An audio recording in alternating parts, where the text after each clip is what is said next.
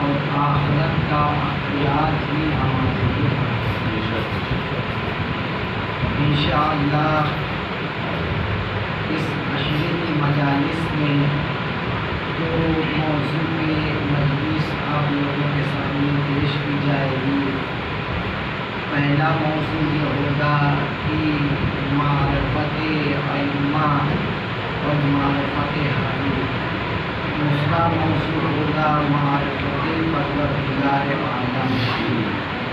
انشاءاللہ ان موضوعات کے مجلس آپ کے سامنے پڑھی جائے گی۔ آیہ مبارکہ میں پروردگار عالم نے ہدایت کی ذمہ داری لے کر ہم مسلمانوں کے مشکلات کو آسان کر دیا، اس لیے کہ اگر پروردگار عالم خود ہدایت کی ذمہ داری نہ لیتا بلکہ ہم مسلمانوں کو ہادی و رہبر و رہنما بنانے کی ذمہ داری دے دیتا تو ہر مسلمان چاہتا کہ جس طرح کا وہ ہے اسی طرح کا اپنا رہنما ہادی و رہبر بنائے، جس مزاج کا انسان ہوتا اسی مزاج کا ہادی اور رہبر و رہنما بنانے کی کوشش کرتا۔ اگر کوئی نماز کا پڑھنے والا ہوتا تو وہ چاہتا کہ ہادی و رہبر و رہنما و امام و خلیفہ جو میرا وہ نمازی ہو۔ اگر کوئی روزے کا رکھنے والا ہوتا تو وہ چاہتا کہ میرا جو سردار ہو وہ روزے دار ہو۔ اسی طریقے سے اگر کوئی شراب کا استعمال کرنے والا ہوتا تو وہ چاہتا کہ میرا جو سردار ہو وہ شرابی ہو۔ اسی طریقے سے اگر کوئی جوا کا کھیلنے والا ہوتا تو وہ کہتا کہ میرا جو سردار ہو وہ جوا کا کھیلنے والا ہو۔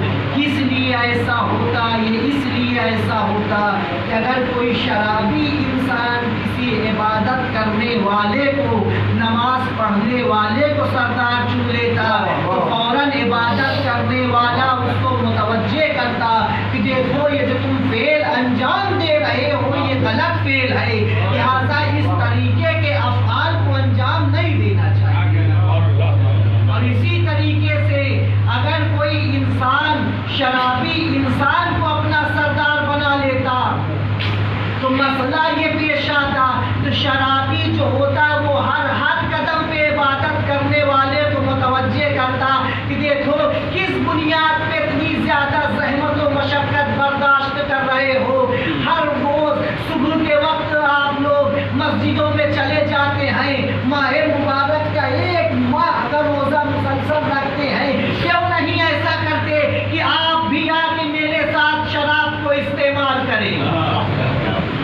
اس طریقے سے یعنی جیسا انسان ہوتا اسی طریقے کا ہادی اور رہبر اور رہنما چننے کی کوشش کرتا۔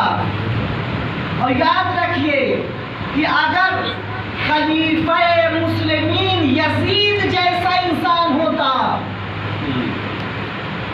تو پھر مسئلہ یہ پیش آتا کہ پیغمبر کے بعد یزید کی پیروی تمام مسلمانوں پہ واجب ہوتی اور یزید کی پیروی تمام لوگوں کو کرنی پڑتی، اور یزید چونکہ خود شرابی تھا لہذا ہر مسلمان کے گھر میں شراب کی بوتلیں رکھی ہوتی، اور ہر مسلمان جب بھی کبھی مہمان آتا یا مقدس انسان آتا تو سب سے پہلے سنت یزید کہہ کے شراب پیش کی جاتی، سنت یزید کہہ کے شراب پیش کی جاتی، اور تمام کے تمام مسلمانوں کے گھر میں بندر موجود ہوتے، اور مسلمانوں کو کوئی فرق نہ ہوتا کہ یہ بیوی ہے یا بہن ہے، ماں ہے یہ زوجہ ہے،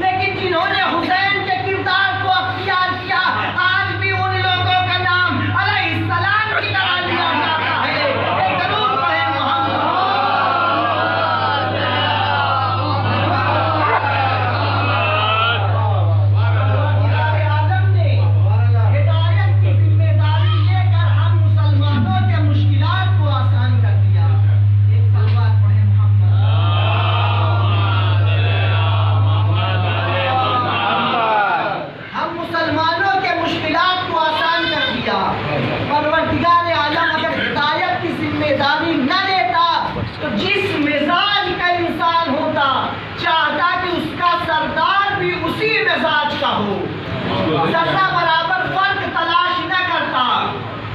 اسی لیے پروردگار عالم نے جب ذمہ داری لی تو ابتدائی زمانے میں پروردگار عالم نے کہا کہ دیکھو اگر ہم نے ذمہ داری لی ہے تو اس سے قبل کی کوئی ہدایت حاصل کرنے والا دنیا میں آئے، ہدایت کرنے والے کو ہم پہلے بھیج دیں گے تاکہ کوئی انسان یہ نہ کہہ سکے کہ میرے مالک ہم ہدایت حاصل کرنا تو چاہتے تھے لیکن کوئی ہدایت کرنے والا نہ تھا،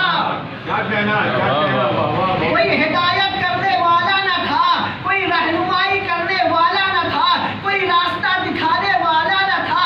اور یاد رکھو کہ بعض لوگ کہتے ہیں کہ امام زمانہ نہیں ہے، امام زمانہ نہیں ہے، تو ایک اشکال یہ پیش آئے گا کہ لوگ تمام کے تمام آدم کے زمانے کے لوگ کہیں گے میرے مالک ہمارے زمانے میں، یا تو یوں کہیں گے آج کے زمانے کے لوگ کہیں گے کہ میرے مالک آدم کے زمانے میں آدم موجود تھے، ہدایت کی لہذا لوگ نجات پا گئے، نوح کے زمانے میں نوح موجود تھے، ہدایت کی لہذا لوگ نجات پا گئے، لیکن میرے مالک ہمارے زمانے میں تو کوئی رہنمائی کرنے والا ہی نہ تھا۔ اور جب یہ اشکال ہوگا تو پھر جواب اس وقت تک نظر نہ آئے گا کہ جب تک انسان امام زمانہ کے وجود پہ یقین نہ کر لے۔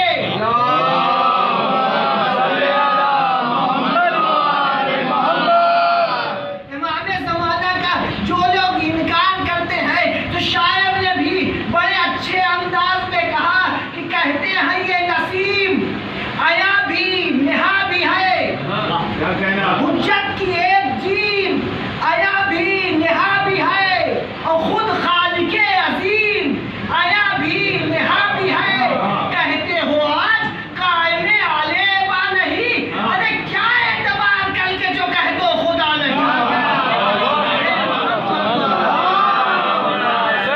ہم مسلمانوں کے مشکلات کو آسان کر دیا، اور جب یہ ہادی بنانے کی ذمہ داری آئی تو فوراً پیغمبر اکرم کو یا تو حضرت آدم کو جب ہادی بنایا اور خلیفہ بنایا تو جیسے ہی خلافت کا اعلان کرنا ہوا فوراً فرشتوں نے کہا میرے مالک ہم تیری تسبیح و تحلیل و تقدیس کرتے ہیں، تو ہم میں سے کسی کو خلیفہ بنا دے۔ پروردگار عالم نے کہا جو ہم جانتے ہیں وہ تم نہیں جانتے۔ یہ پروردگار عالم نے کہا فرشتے خاموش ہو گئے، لیکن مالک کا مقصد یہ نہیں تھا کہ فرشتے خاموش ہو جائیں، فرشتے خاموش تو ہو گئے تھے لیکن اگر صرف خاموش کر دیتا تو ہمیشہ یہ تمنا رہتی کہ ہمارے اندر صلاحیت پائی جاتی ہے کہ ہم خلیفہ بن جائیں، لیکن پروردگار عالم نے ہم کو خلیفہ نہیں بنایا۔ اسی لیے پروردگار عالم نے کہا ٹھیک ہے ہم پہلے آزمائیں گے کہ کس کے اندر خلیفہ بننے کی صلاحیت پائی جاتی ہے، اور آزمانے کے بعد خلافت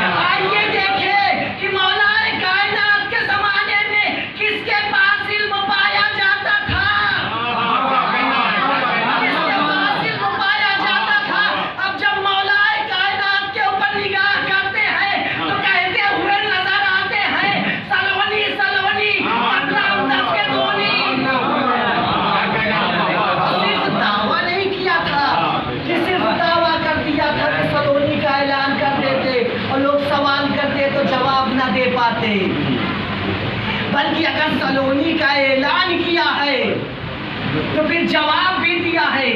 जैसे ही ये ऐलान किया सलोनी, एक शख्स कहता है कि आज मैं मौलाए कायनात से ऐसा सवाल करूंगा, तो जवाब नहीं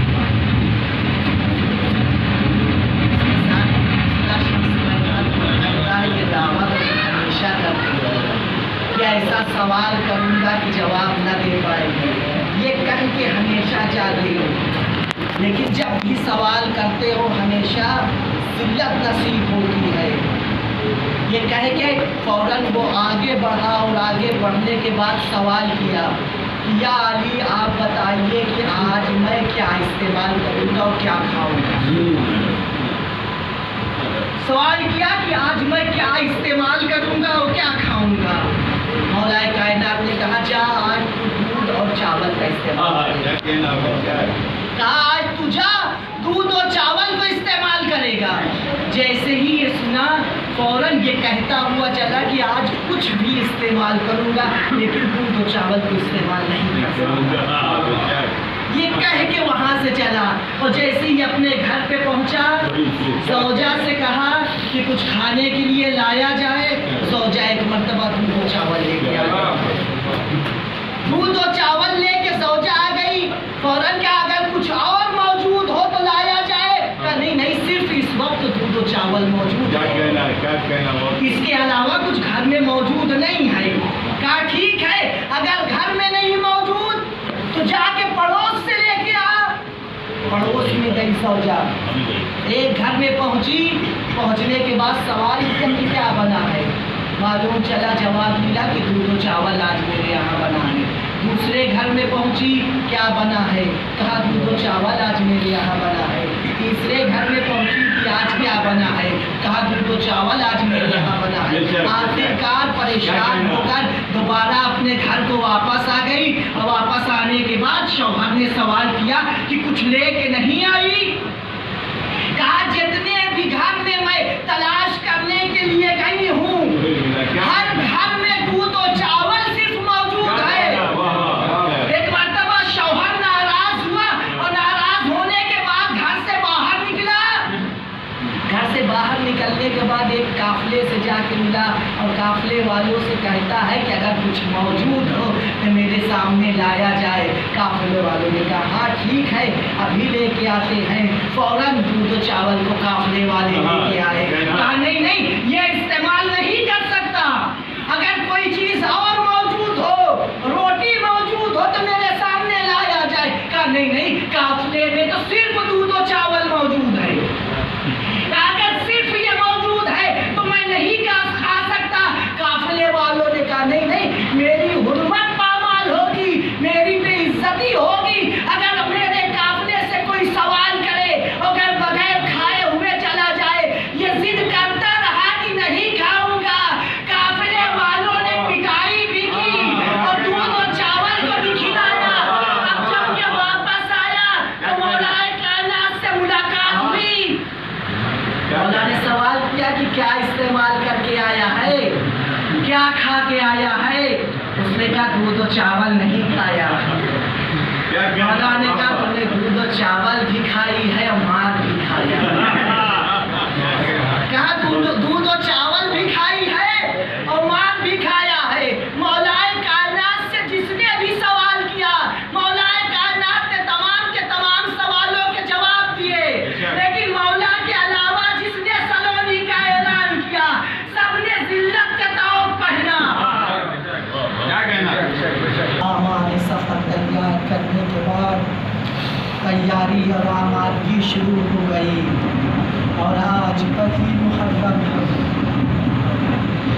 अगर कोई इंसान, हम तो ये देखते हैं कि अगर कोई सऊदी कमाने जाता है या मुंबई कमाने के लिए जाता है तो जब वो जाने लगता है उसके माँ की तरफ जब निगाह करते हैं तो देखते हैं कि माँ के आँखों में आंसू है।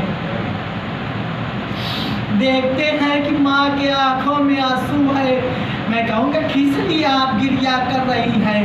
آپ کو تو معلوم ہے کہ آپ کا بیٹا سال بھر بعد یا 2 سال کے بعد کما کے واپس آ جائے گا، یہ رونے کی وجہ کیا ہے؟ کہتی مولانا صاحب بیٹے کی جدائی برداشت نہیں ہوتی، اور میں نے تو لوگوں کو بھی دیکھا ہے کہ جب کمانے کے لیے جاتے ہیں اور اپنے وطن سے نکلنے لگتے ہیں تو جو وطن سے محبت کرتے ہیں ان کے آنکھوں میں آنسو آ جاتے ہیں، جب باہر نکلتے ہیں تو دل تڑپ جاتا ہے۔ یہ ہمارا اور آپ کا وطن ہے، لیکن حسین جیسا وطن کہ جس کا مدینے جیسا وطن ہو، حسین مدینے کو ترک کر رہے ہیں۔ عزادارو، ترک کرتے وقت حسین پہنچے نانا کے روزے پہ، نانا کے روزے پہ پہنچ کے دنیا کرتے ہیں اور کہتے ہیں نانا دل تو نہ کرتا تھا کہ وطن کو ترک کروں، لیکن اے نانا مدینے والے چین سے نہ رہنے دیں گے۔ اے نانا تمہارا حسین رخصت ہو رہا ہے۔ بھیا حسن کے روزے پہ پہنچے رخصت ہوئے، راوی کہتا ہے جب ماں کے مزار کے طرف گئے تو ایسے جا رہے تھے کہ جیسے کوئی چھوٹا سا بچہ جاتا ہے، خود کو ماں کے مزار پہ گرا دیا۔ اے اماں دل تو نہ کرتا تھا کہ آپ کے مزار کو چھوڑو، دل تو کرتا تھا کہ ہمیشہ شمع جلاؤ، لیکن اے اماں مدینے والے مجھے چین سے نہ رہنے دیں گے۔ شاعر کہتا ہے پہنچے جو قبر فاطمہ پہ سجدے نام، رخسار رکھ کے قبر پہ رو کر کیا کلام، ارے جنگل میں دل کے ٹکڑوں کی بستی بساؤں گا، اماں مدینے لوٹ کے میں آنا پاؤں گا، اماں مدینے لوٹ کے میں آنا پاؤں گا۔ کعبہ فلان لرزنے لگی قبر سیدہ، آئی جناب فاطمہ کی قبر سے صدا، اے میرے لال حسین تو کربلا کی طرف جائے گا، تیری ماں دکھیاری بالوں کو پھیلائے ہوئے تیرے ساتھ ہوگی، بس میں نے مصائب تمام کر دیا۔ عزاداروں نے مسلو سامان سفر تیار ہوا۔ حمید ابن مسلم کہتا ہے کہ جس وقت یہ قافلہ شہر سے باہر جانے والا تھا اس وقت میں شہر کے اندر داخل ہوا اور کیا دیکھا کہ شہر کے در و دیوار سے رونے کی آواز بلند ہے، شہر کے در و دیوار سے رونے کی آواز بلند ہے۔ میں نے ایک ضعیفہ سے پوچھا کہ کیا وجہ ہے کہ آج مدینے میں سناٹا چھایا ہوا ہے، مدینے میں اداسی چھائی ہوئی ہے؟ ضعیفہ نے کہا آج روح مدینہ مدینے کو چھوڑ رہے۔ حمید کہتا ہے کہ میں نے چاہا کہ میں بھی دیکھوں کہ حسین کس طرح سے رخصت ہوتے ہیں۔ حسین رخصت ہونے لگے، میں نے دیکھا کہ ایک بیوی خیمے سے باہر نکلی، ایک جوان آگے بڑھا، اس بیوی کو ہماری پہ سوار کر دیا۔ عزادارو، ایک مرتبہ حمید کہتا ہے میں نے پوچھا کہ یہ کون بیوی ہے؟ کہا یہ لیلا ہے کہ جس کو جناب علی اکبر سوار کر رہے ہیں۔ میں نے دیکھا دوسری بیوی خیمے سے باہر آئی، کیا دیکھا کہ ایک بچہ آگے بڑھا، اس نے سوار کیا۔ میں نے کہا یہ کون بیوی ہے؟ کہا یہ ام فروا ہے، بیوہ حسن کہ جس کو قاسم سوار کر رہے ہیں۔ عزادارو، حمید کہتا ہے کہ میں نے دیکھا کہ ایک بیوی اور خیمے سے باہر آئی، میں نے دیکھا کہ عباس بڑھے، بیوی کو سوار کیا، اور سوار کرنے کے بعد حمید کہتا ہے میں نے پوچھا یہ کون بی بی ہے؟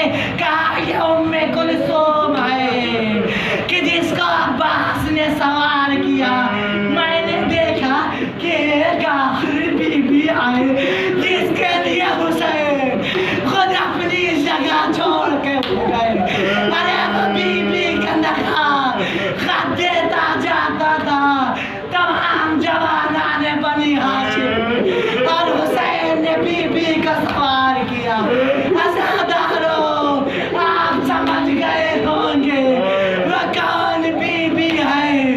ارے وہ جناب زینب ہے کہ جس کے لیے حسین خود کھڑے ہو گئے اور سوار کیا۔ میں کہوں گا اور ہاتھوں کو چھوڑوں گا، اے آقا حسین بڑی شان سے آپ نے سوار کر دیا اور یہ قافلے کو بڑی شان سے لے جا رہے، لیکن آئے آپ کی شہادت کے بعد یہی زینب ام کلثوم ہوں گی، ہاتھ پسے پشت بندھے ہوں گے، منادی آواز دے گا، اے تماشائیوں دیکھو یہ نبی کی نوازیاں ہیں، یہ علی کی بیٹیاں ہیں۔ ارے نہ جانے کتنے لوگ پشت پہ تعزیہ لے لگائے، عجب نہیں زینب تنہائی کا رخ کرے۔ اے بھیا عباس بڑی شان سے یہ قافلہ لے کے آئے، زینب لٹ کے جا رہی اور زینب کا کوئی ناصر و مددگار بھی نہیں ہے، سر کے بال سفید ہو چکے ہیں اور زینب میں اتنی بھی قوت نہیں ہے کہ زینب کھڑی ہو کے نماز پڑھ سکے۔ اللہ